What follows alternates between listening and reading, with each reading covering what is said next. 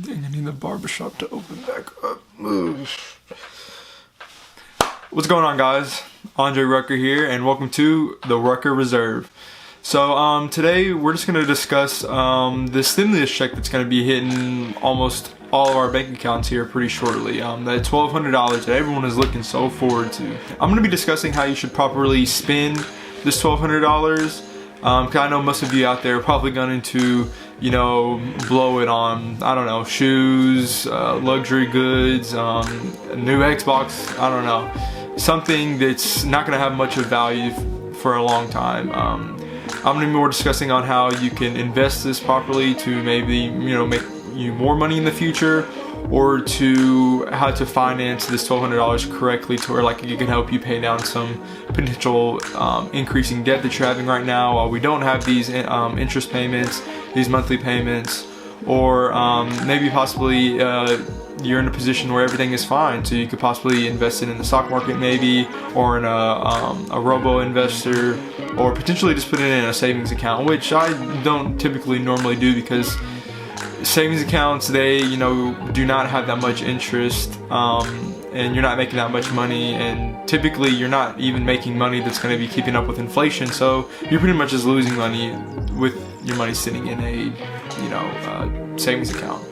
So let's get right into it. So I guess I'll talk about the first typical person that I think would I will be discussing here is the person who probably still has their job right now. Maybe they have a spouse, or maybe have kids. Maybe they're not having a job right now. Maybe they got laid off because of the economy that's going on right now. And so this could be potentially for them and how they should spend this money. So first thing first is probably to pay off any high interest debt that you may have. Now this may be credit card debt, or maybe you have some student loans that at the time, it's probably 6-7% interest on those loans. But remember, like I said before, there is no interest right now on these loans. So because of this, if you were to pay down these, student loans right now, like say you put all the $1,200 towards that, that's great, because now you just literally wiped out $1,200 off the, maybe $30,000, $20,000 student loan that you probably have left, or maybe you have total. Now, the next thing I'd probably think about is, if you are this type of person and you're not really being affected as much by the market, maybe now's the time to, reflect on yourself and maybe try to push towards, pursuing a venture that you've just been too scared to do, maybe because you thought it was too risky, or, so maybe now's the time to use that $1,200 to go towards some inventory investment that you could be doing for potential business venture that you would like to pursue, or I don't know, just anything of that sort. So for that type of person, or individual or family, I'd say those would be the two things. And you can also just do the safest route and just keep the money in a savings account, let it gain its potential 0.4 to, I think there's some online savings accounts right now that have about 2% interest. So anywhere in between there, just keep it in there, and that could probably be super beneficial to you, just to have as a safe haven, because not a lot of Americans in the world, not a lot of Americans actually have a savings account, or a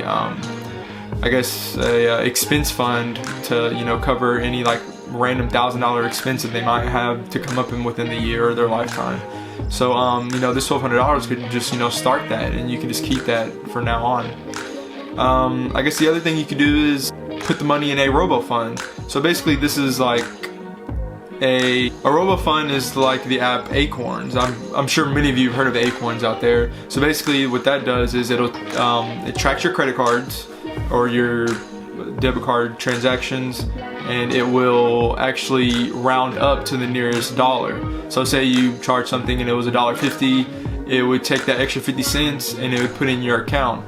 Well, on the app you can actually tell the robo investor to where you would want to put your money. So basically, if you want to be risky, it'll put all the money towards into the stock market and some riskier investments. Or if you want to be moderate, say you're saving, this is some money that potentially could hurt you if you lose it, then you choose the moderate option, and what you do is it would diversify the portfolio to more of stocks and maybe some mutual funds. And then there's also the least risky version. And what this will do is it'll put it in stocks, mutual funds, and bonds, because bonds are supposed to be the safest investment out there, considering that it's backed up by the government. So this is basically what I would do if I was in this person's position. I was still working, maybe had a spouse that wasn't working, got laid off. Maybe both of us, or maybe I have a spouse that is working, but maybe you have a kid that isn't going to school. So maybe expenses are a little higher because people are staying at home. Just focus on paying off the debts first, if you have any, and then just maybe create that expense account for you and your family, or potentially invest it if you already have that as well. So I guess the next person would be talk about people who actually have gotten laid off and how this can be beneficial to them. So basically, what I would do if I was in that position, I would first things first still is debt. Debt is going to be a lifetime killer for people who are in a position right now that can't pay it off, because it's just going to keep adding up and adding up and adding up, and eventually it'll just get so huge that it's going to be nearly impossible to pay off. So I would focus on the high interest debt, any credit cards, any student loans, any if you have a vehicle, maybe put a couple payments towards that.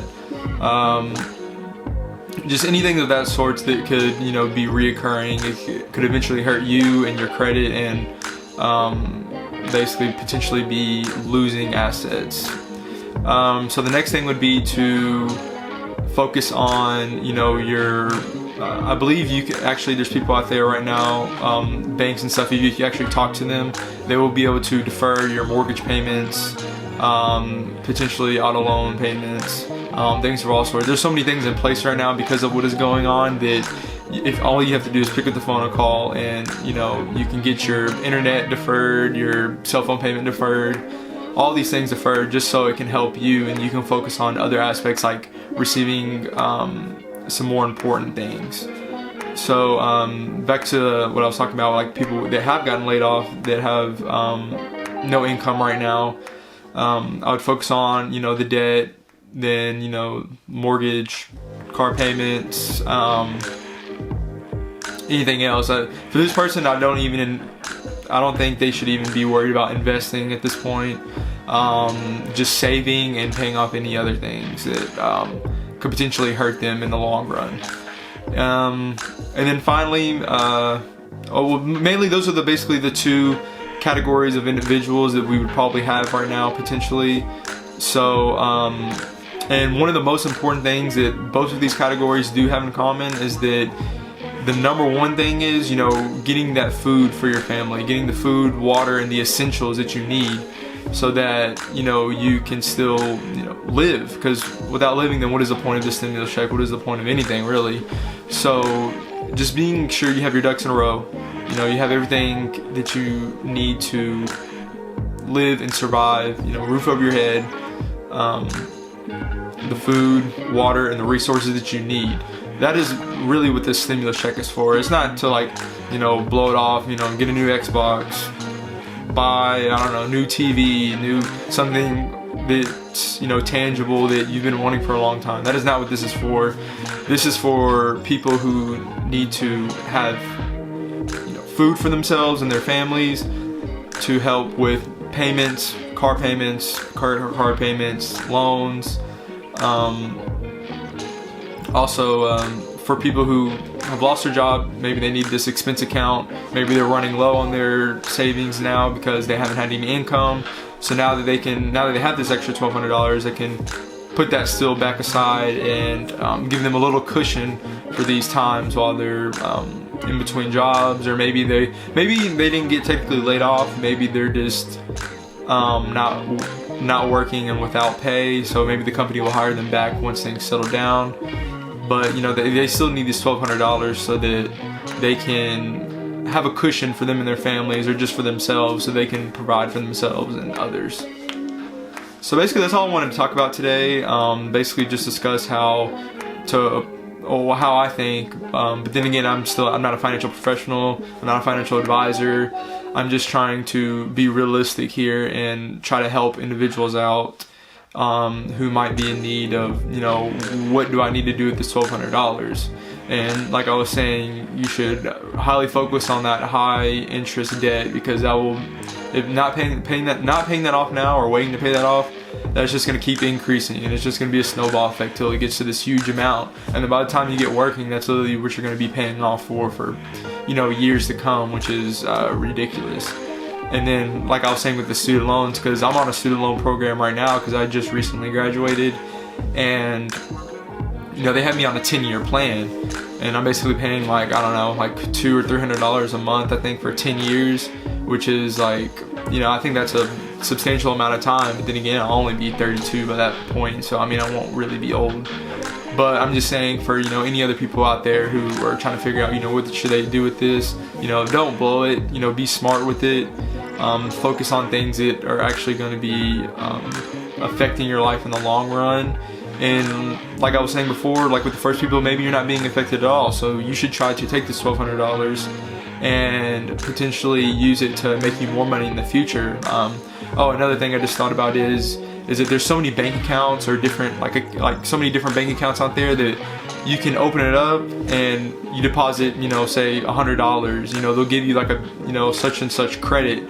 Or if you open the bank account and do so many transactions, then they'll give you like a $200 bonus and like in your bank account. So basically now you just took your $1,000 and turned it into $1,200. And you know, just little things like that can really help in the time of need right now and how the economy is. And so yeah, that was basically all I wanted to say in this video. Just trying to benefit others out there that might need help with their finances and might need help on where to direct this, you know, income source, and just trying to be beneficial to people out there. Thank you for watching. I hope you like and subscribe. Please share. I'm trying to grow this channel as much as possible. So yeah, thank you for watching.